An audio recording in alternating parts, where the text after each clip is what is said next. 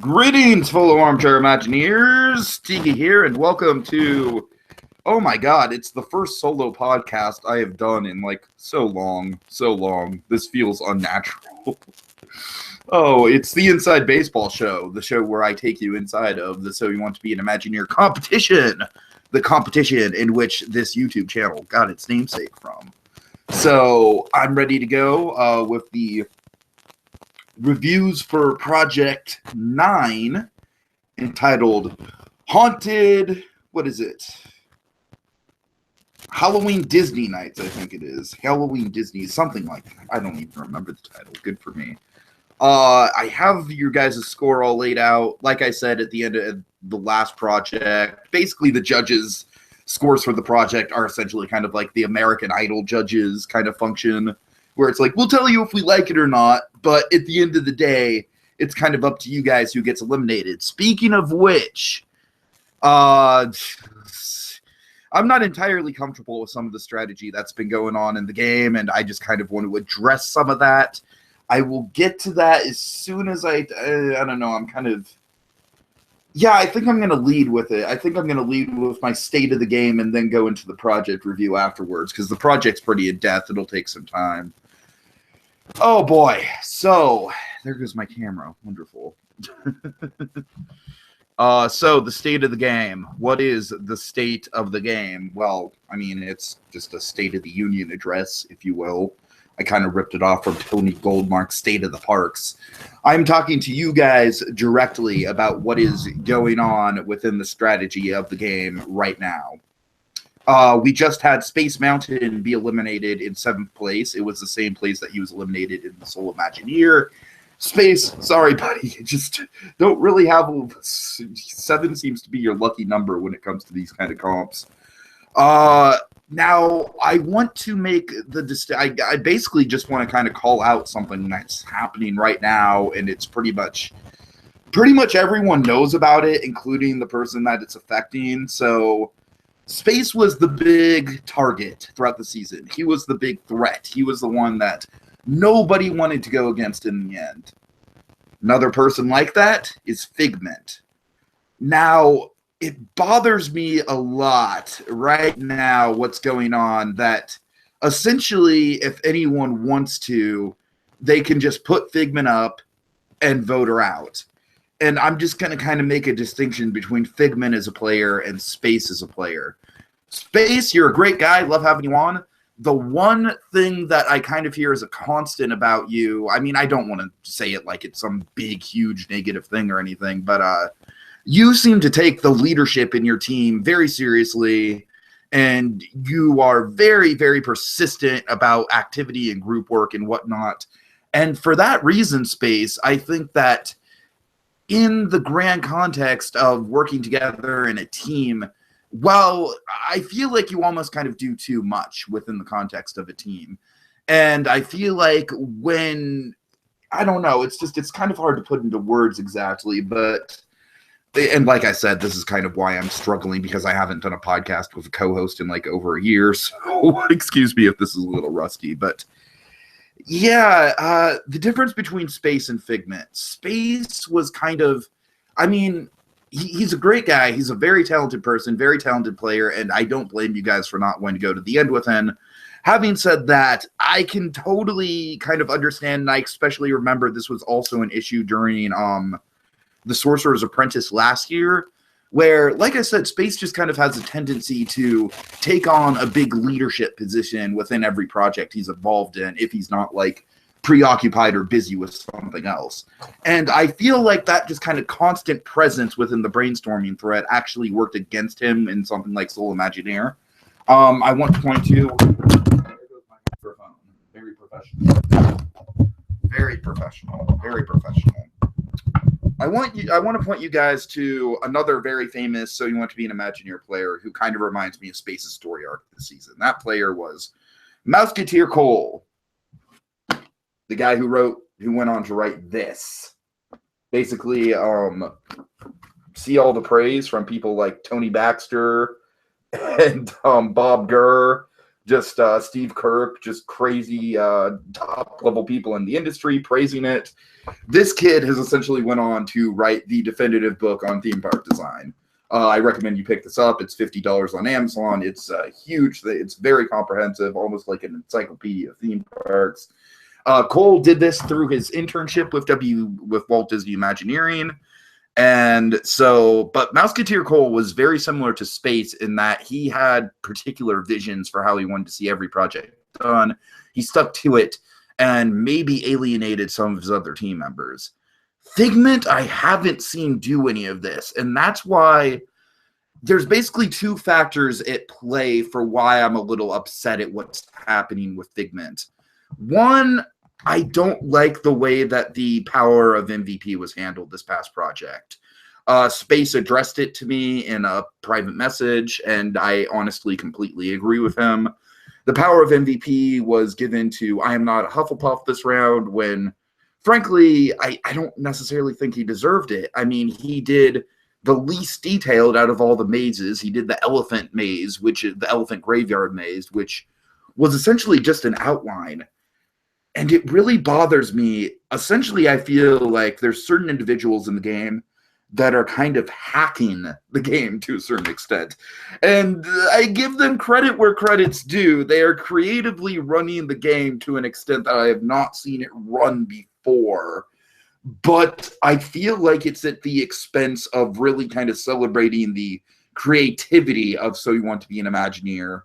And frankly, I feel like Figment is basically being punished for being such a great contestant over the course of the season. I don't necessarily blame you guys for wanting to target Figment. If I was playing in a strategic game like Solo Imagineer, I definitely have my eye on her as someone I wouldn't want to go to the end with as well. I just think it sucks from her position. I really think it sucks. I think that I mean, I would honestly have to kind of go back and look at who was eligible for Power of MVP, because we had D Squared and R Michael both kind of have the dual team leader thing, and one person was so I don't know. It's like they could have given it to Mew.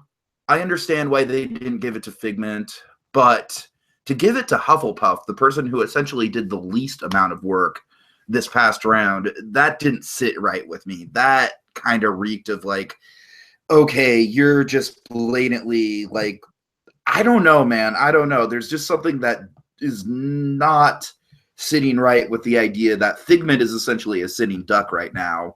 And it's basically by the game's own design. And I apologize for that profusely. I do not want that to be the situation. And there's not a whole hell of a lot I can do about it. I mean, as the host of the game, I'm not just going to pull some ridiculous power out of my ass like Big Brother would or something like that. It's like, it's the context of the game. It's the confines of the game. The people who are working within the rules and parameters that I set up we'll see. But, whoa, excuse me, folks. It's in the confines of the game. I just think it's shitty. I just think it's a shitty situation. It's a shitty position for Figment to be in as someone who's worked so hard throughout the season. And it's basically right in front of her face that it's happening. So that's why I don't really have a problem going on air and just addressing it. Because frankly, we have people like D Square giving the evil winky face when Figment says she thinks she's in trouble. It's like, just doesn't sit well with me. Just does not sit well with me. Space, I feel like it was an issue of his social game. Like I said, I felt like he was a little too overbearing in some projects, took on a little bit too much of a leadership position. So I can understand that. And Figment, yeah, she's a great player. She's definitely someone that Joker and I have had our eyes on for a long time in terms of just being a potential winner. But for her to potentially go out like this, where it's of no fault of her own, it's basically just people being like, look, we can't win in the end together. Let's just nominate her, vote her out.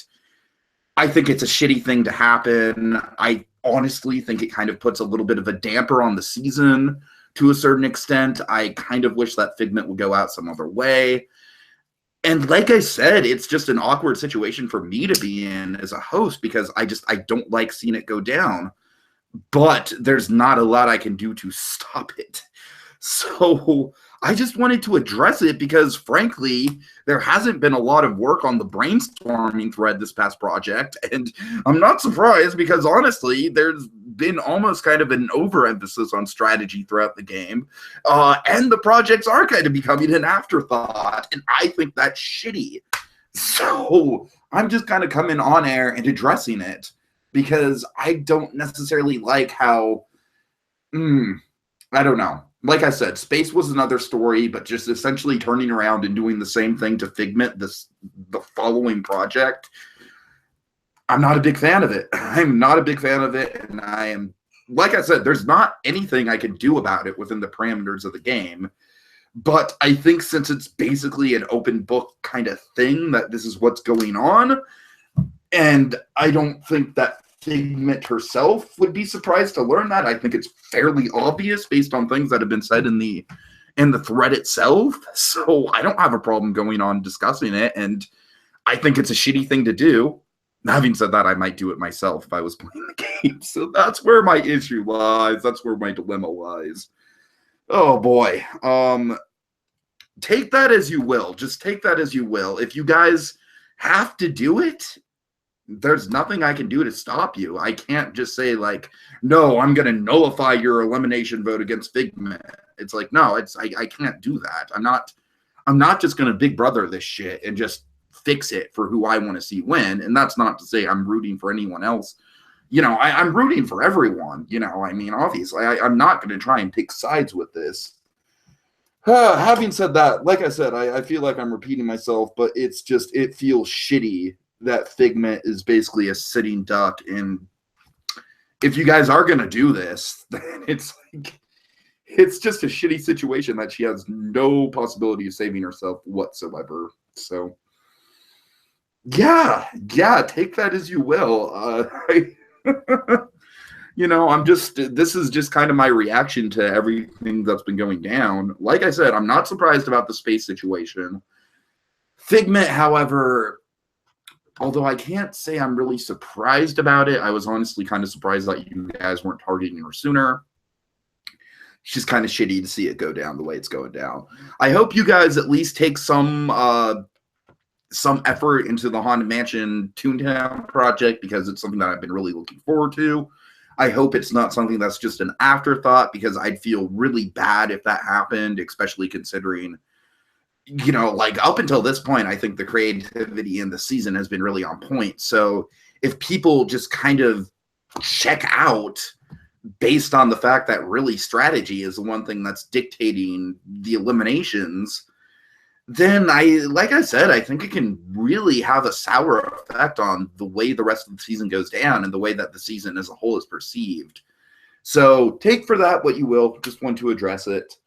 I'm going to have an update at the Killer Twist, but I will do that at the end of the podcast. Now let us talk about Project 9, the Halloween mazes.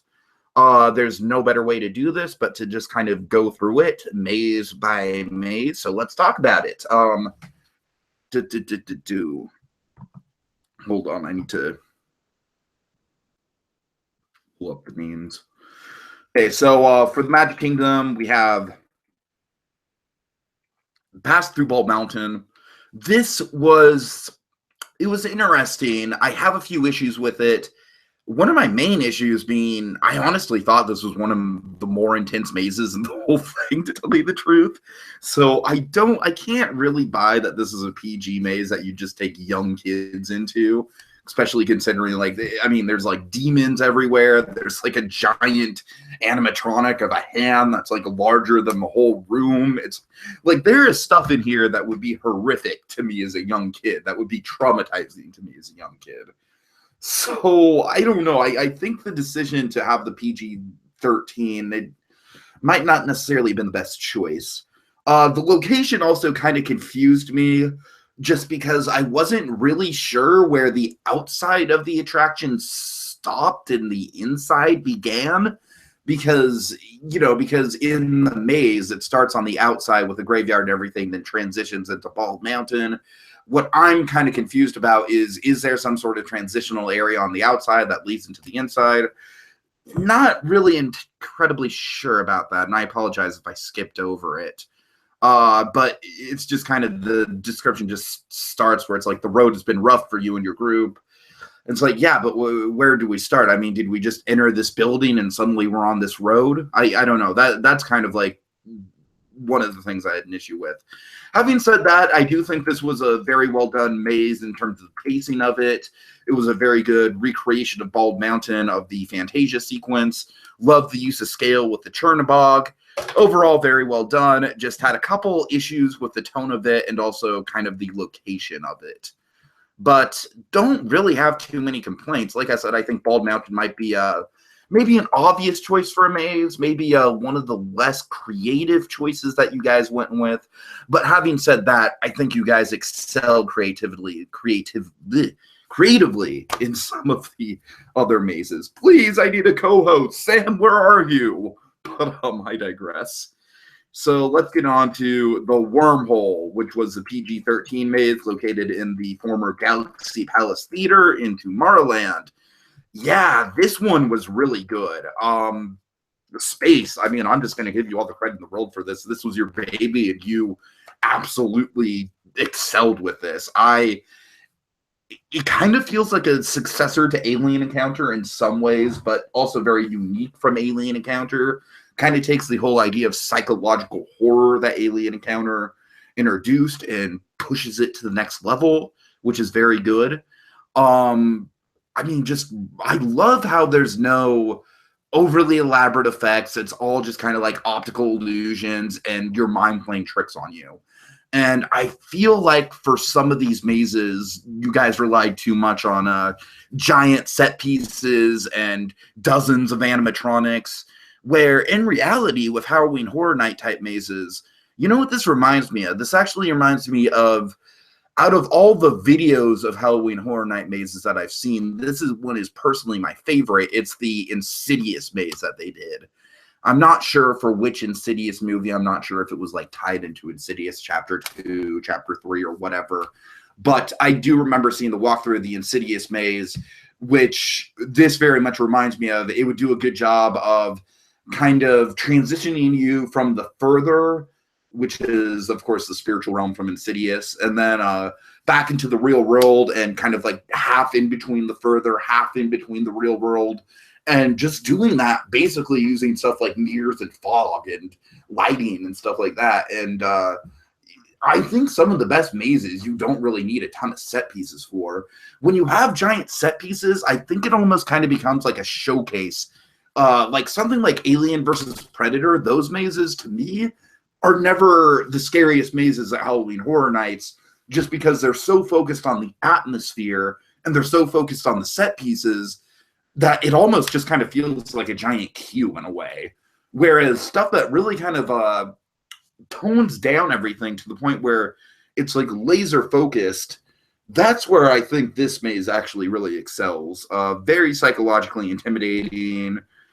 The music is fucking creepy. I mean, oh my God, let me just play just a little sample of the music that Space picked out if I can find it. It's from 2001. Oh my God, it's creepy as shit.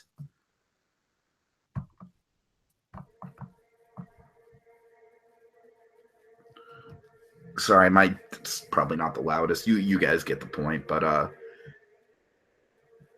well, actually, it's gonna get louder. There we go. There we go. Yeah. So me reading this, listening to this music, very effective. Absolutely. Like I said, incredibly well done villain of the piece, incredibly well done antagonist. I love kind of taking the concept of the man on the moon, which was the original idea Space had, and expanding upon it. One of the highlights of the project, for sure. Okay, now let's transition over to Epcot. With we have the Salem Witch Trials, which was a PG-13 maze. I like this one a lot. I think it was a risk to do a Salem Witch maze. I like the fact that you incorporated some supernatural elements into it and gave it a mythology. We've been doing Indiana August at the tail end of August, recording commentaries for all the Indiana Jones movies. So some of the mythology within this kind of reminds me of if Indiana Jones took on the Salem witch trials, this might be something that we'd see. Really like kind of the contrast between the light witch and the dark witch.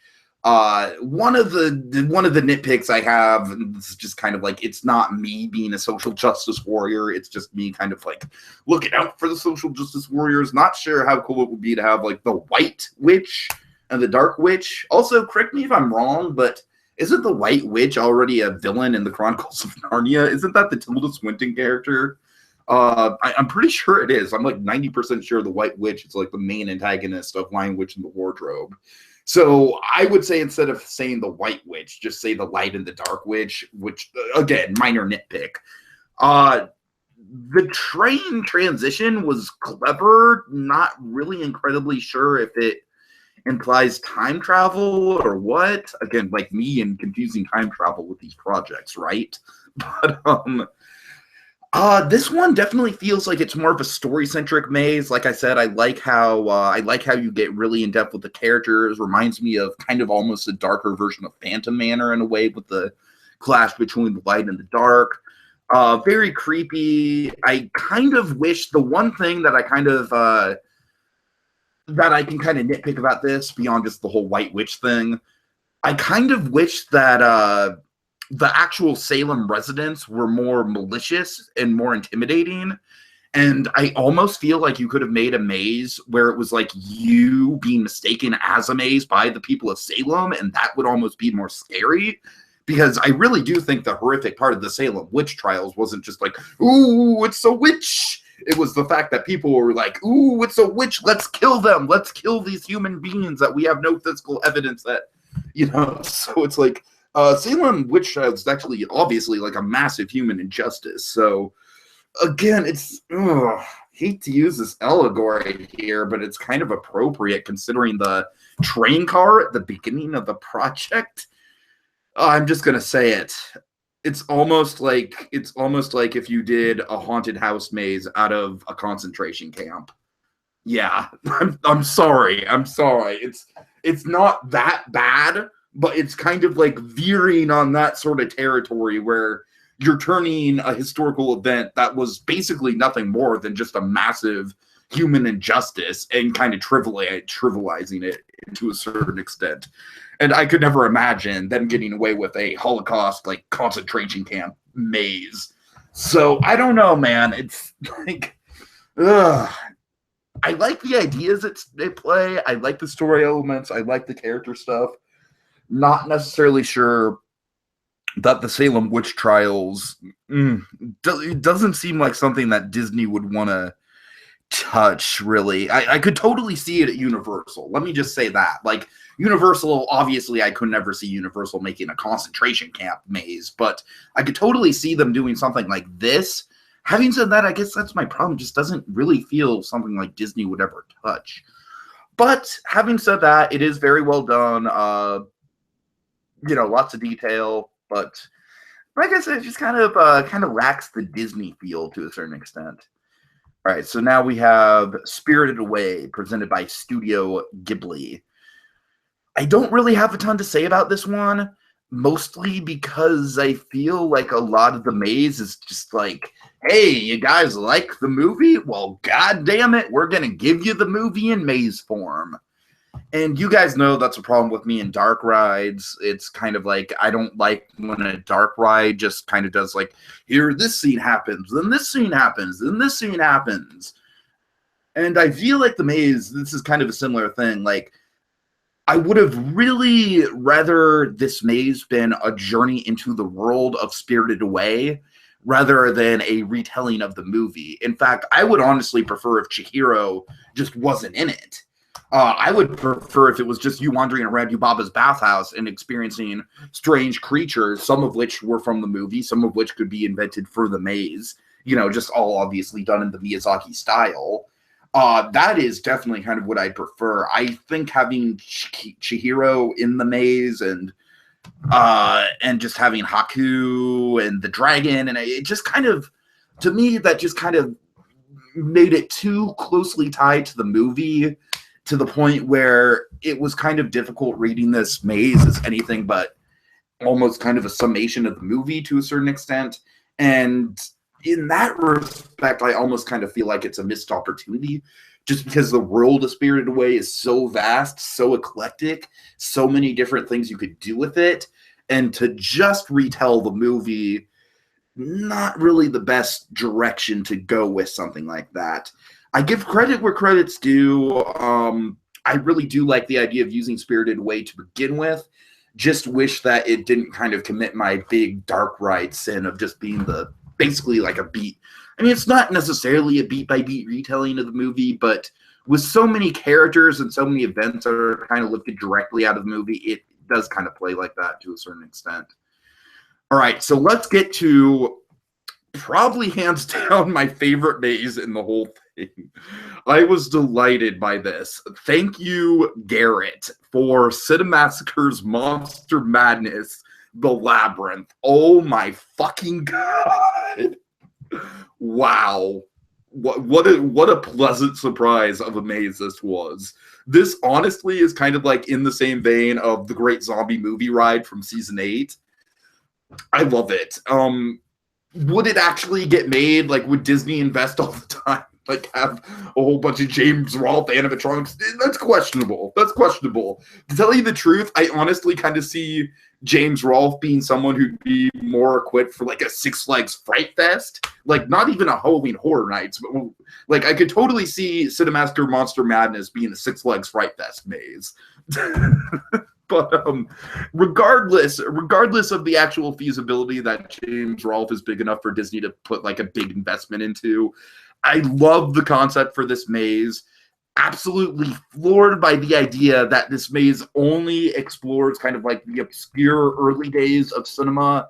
That's great. That's totally within the spirit of Monster Madness, because Monster Madness is absolutely kind of designed to celebrate and pay homage to not just the classics of horror cinema, but also kind of the hidden gems and some of the stuff that maybe brought the genre to its heyday to begin with. And I think this was the perfect kind of calibration of that, because you have stuff like Nosferatu, Cabinet of Dr. Caligari, even the 1911 Frankenstein. I mean, my God, what a deep cut. I love some of this stuff. By far, my favorite thing in this maze, though, is just all the scare actors wearing James Rolfe masks, scaring you by yelling the names of bad video games and bad movies. That's classic. I could just picture that. Like let's see, like E.T., Silver Surfer, Teenage Mutant Ninja Turtles, Simon's Quest. I'm just kind of ranting off some of the nerds' most well-known reviews at that point. But I love that idea. That's, again, this maze kind of did a great job of, it's definitely PG-13 just for the subject matter and the humor. And honestly, I don't really know if you can even get away with the angry video game nerd saying, not saying fuck in something related to the angry video game nerd. Another slight nitpick is that the angry video game nerd is not actually connected to Cinemassacre Monster Madness. It's just James doing those reviews. Again, slight nitpick. I totally understand why you have AVG in there. He is definitely the face of Cinemassacre, and it wouldn't be the same if it was just like an animatronic of James Rolfe. So I get it. It's just a minor nitpick I have in terms of like, but like I said, just I love the fact that you guys replicated the spirit of Cinemassacre Monster Madness so much. This is actually one of my all-time favorite review series, just for how in-depth they get and how many hidden gems they pull out. I really love these videos. I love that they've been doing them for so long. It's actually kind of inspired me in a lot of ways with some of the special events that we do on the channel. So excellent way to pay homage to it. Probably my favorite maze in this whole thing. I love Space's psychological maze, but this was, I don't know, both of them are really creative. So I'm just like, this one was definitely the funnest to read through, and Space's was probably the most intense. All right, so let's get into the Twilight Zone experience. This was well done. To tell you the truth, I almost kind of prefer some of the stuff that we saw in the queue to some of the stuff that actually happens within the context of the maze. Not really sure this was the most creative thing. Honestly, this was kind of like a no-brainer and kind of obvious. I wish that you would have done more Twilight Zone stuff and not just been like, hey, let's just recreate what we already know from the Tower of Terror ride. I don't know. I kind of feel like you played a little safe with that because it's essentially like what we're playing out in this maze is what if we actually got to the rooms and then the room was struck by lightning and stuff. Good idea. Not necessarily, like I said, not necessarily the most creative idea. And especially calling it the Twilight Zone experience, I was all excited, especially after the queue with the creepy thing in the garden. I was all excited that this was going to be like a barrage of Twilight Zone Easter eggs. Not necessarily the case here. It's not a bad maze. It's very well put together. And it is actually kind of something that, again, I really like how this maze uses optical illusions and lighting and mirrors and stuff like that. Very practical stuff. But at the same time, it's just kind of, like I said, it's just a little obvious. It feels like from the second I announced this project, I kind of figured that something like this would be in here. So that's not a bad thing, and you guys executed it very well. I just wish that with a name like the Twilight Zone experience, you would have veered a little off of the Tower of Terror element of the Twilight Zone and into some of the other Twilight Zone stuff. But alas, there might be a future project where you might be able to cover some stuff, some classic Twilight Zone material. Stay tuned. Only D Squared knows for sure. So, all right, let's get into the Animal Kingdom mazes. And these guys, I got to admit, these were probably my least favorites. Beastly Kingdom, yeah, not the most creative. Just, again, it's just kind of like, I feel like this contest, this season in particular, is being oversaturated with attractions that are based on Beastly Kingdom. Because we got the sea-based attraction, which was the time travel thing. And then the Jungle Cruise Halloween thing was a lot of like mythological creatures. And then what do we do here? Mythological creatures. Again, I'm getting sick of the mythological creatures, guys. I'm getting kind of sick of it. Not to say that absolutely like took away from the maze or anything. Just saying like Beastly Kingdom is one of those things in Armchair Imagineering that just, I feel like it's kind of been done to death. And I feel like there's not really a lot that you can add to it at this point. If Animal Kingdom were to ever do something related to Beastly Kingdom, I feel like this would be a good way to do it. I don't think we're ever going to get the full land or anything like that, or like a mythological creatures attraction. Again, Avatar Land kind of killed that whole notion.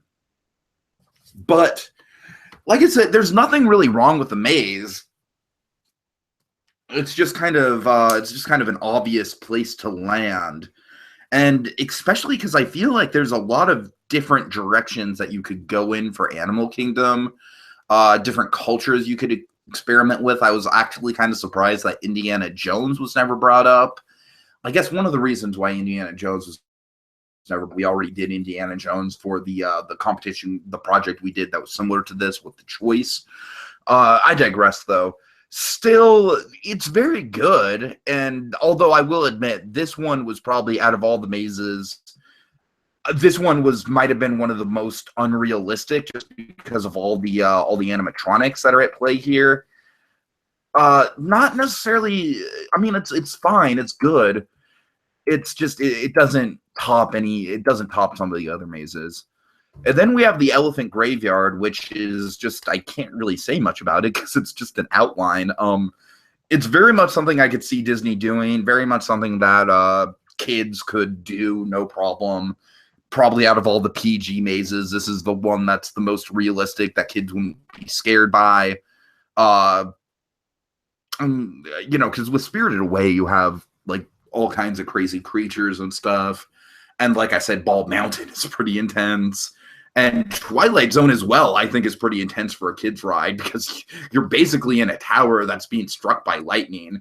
This is just kind of like, all right, it's kind of like something that me as a kid would find in me. It's like, just go through some creepy bones and stuff. It's having said that, like I said, it's just, I do have the issue that Hufflepuff was the one that designed this and he ended up getting the PO MVP, even though it's very obvious that this is the maze that had the least amount of thought put into it. And I say that just based on the fact that there's not even a full paragraph here. There's just some bullet points. Like I said, guys, you guys are free to do what you want with the strategy, and I can't stop you. And I can't just pull some power out of my ass and be like, no, I'm going to nullify those votes. I can't do that. It's all up to you. That's the nature of the game. But not really fond of what's happening, especially with just blatantly giving Hufflepuff the PO MVP, even though he's probably the person that deserved it the least. And like I said, I only say that just judging based on the final product that I'm seeing here. And frankly, the final product, like I said, it's like all the others had like full layouts and cues and everything, and this was just like bullet points. There's no reason why Puff should have gotten the PO MVP this round. Just no reason. I'm sorry, Puff. I don't mean to like bag on you or anything. I'm just, especially because this is such an easy project to track who did what, because you guys divided the workload up very well and very efficiently. So I know that Puff did this, and I don't understand. Like PO MVP, it's like, yeah, it is designed to keep people safe, and it is designed to where the later into the game it goes, the more valuable it is. Having said that, it was never designed for this. It was never designed to just be like, all right, let's just give it to the person who is the least threatening. I mean, that is kind of like the antithesis of the way it was designed. So, guys, like I said, it's like, in terms of the stuff that I addressed at the beginning of the podcast, do what you want, and I can't stop you, and I can't step in, and I'm not going to step in, because everyone that's doing what they're doing are just kind of playing within the parameters of the rules of the game. But having said that, I also kind of feel like they're taking advantage of the rules of the game to a certain extent. So I'll just let the cards play as they will, but not entirely happy with how Figment is basically being backed into the corner of this project. Having said that, guys, we have one last thing to get to, and that is the killer twist. Now, I guess the diamond power of MVPs that were introduced at the start of the season, I don't know. These things, for some reason, we can never really have them play out in an interesting way, because, you know, Spaces was taken away, Figments was taken away. Guess what, guys? Mickey Fans was taken away. We have had an attempted murder on Mickey Fan, and now his Diamond PO MVP is no longer in play, which means the killers just basically nullified all the Diamond Power of MVPs. So that's how the Diamond Power of MVPs played out this season. Just the killers nullified them. As for the killer twist itself, there's 5 people on the team. Mew was sent to I'm sorry, I almost said exile. And Mew was sent to the Museum of the Weird. He wasn't a killer. As you guys know, he came back from the Museum of the Weird, and he was a killer, but he was found out the first round. There's still 2 killers, guys, and there's 5 people. I mean, I'm not going to say anything, but do the math. It's kind of like 2 + 2 = 4 at this point. I will say that the killers did kind of they pulled something off that was very tricky and very clever, and might just be a hack on the game. Might just be kind of like a hack on the game rules, where it's not necessarily something that's against the rules, but it's something that I personally didn't think of. That's all I'm going to say about the killers. Oh boy. I think one of the regrets I have about the season is I kind of made the killers too overpowered, and probably the reason I did that is that I just kind of assumed that they wouldn't last this long. I honestly kind of assumed, I didn't foresee what the actual killers cooked up with happening. I didn't foresee that giving them such a big advantage. And there's a lot at play that I just could not anticipate. But I almost kind of wish that I would have let the killers do 1 kill immediately, which did happen, and then save 1 kill for later on down the road. I kind of regret giving them all 2 kills. I kind of think that may be overpowered a bit, especially because since they kind of just saved up their kills for the end of the game, since they never got found out, it's like they're kind of ruling the roost at this point. So all I can say is, guys, just figure it out. Just do the math. Put it together. It's, you know, like, who have you decided on as a killer? Who have you voted on as a killer? There are 3 votes. There are 3 votes that I'm going to be sending out. You need to have 2 votes to correctly identify the killer. It's not that hard. It's not that difficult. I mean, I'm not saying this in terms of like, you know, I'm not like rooting for one event to happen over the other. I'm just, I know it kind of perplexes me. So, like I said, Mickey Fan, his Diamond PO MVP is out of play. No PO MVPs got played this season. They were all taken away by the killers. So, yay. And that's about it. Like I said, guys, this might be the last time I address you. Might not be. I mean, I'll certainly be back for reviews of the project and everything. I hope that in spite of all the kind of strategic shenanigans that have been going around, I really do hope that you guys kick it into high gear with the Haunted Mansion project, because it means a lot to me, because the Toontown Tower of Terror, which is kind of based on, is one of my personal favorite things to come out of So You Want to Be an Imagineer, and it would really mean a lot to me personally if you guys like really stepped it up, really kicked some ass, and delivered something that was unique and something that we can kind of hold kind of toe in toe with the Toontown Tower of Terror. Because I love the idea of the Haunted Mansion being done with a Toon aesthetic to it, and I do think there's a lot that can be done with it that you guys aren't necessarily giving it credit for. So please, by all means, try as hard as you can with that. And there's not really a whole hell of a lot I can do with the strategy. Like I said, it's out of my hands. I mean, it's kind of the nature of the game, is that the team as a whole gets to decide who gets eliminated, and the whole game is about like team building and everything like that. Having said that, right now I kind of feel like the whole name of the game is just like, don't be the biggest threat, which I'm not entirely cool with. But like I said, you guys do you. I can't step in and stop it. I can't just nullify votes or anything like that. But put your heads together, try and figure out who the killers are, and I really hope that the Haunted Mansion project is as good as it could potentially be. So I guess that's about it. Sorry if I was stumbled over by words or anything like that. Like I said, this is the first podcast I've done on my own for some time, so I think I did a pretty relatively good job. I guess I totally forgot. I guess I should give you guys a score for the project. Well, I have to do the math in my head really quick, which is embarrassing, but hold on one sec. Very professional, Tiki. Let's see. 24. Okay, I got it. Okay, so creativity, I gave you guys an 8.5 out of 10. Like I said, I think some of the mazes were more creative than others, but at least a solid half of them were very, very creative. I think the 3 highlights for me were the Salem Witch Trials, Space Mountain's Man on the Moon project, and of course the Cinematic Master Monster Madness project. All 3 of those super creative, loved them, love the concepts, and definitely give you some points for that. Realism, I give a 7 out of 10. Again, I think some mazes were more realistic than others, but there were definitely a few of them where I felt there was kind of like an over-reliance on animatronics, whereas the best mazes in this bunch, like Space's maze, really relied on optical illusions and not a ton else. Detail, 9 out of 10. I mean, you guys broke the bank on it. What can I say? Only reason it's not a 10 out of 10 is because there's just certain things that I would have liked to see more of.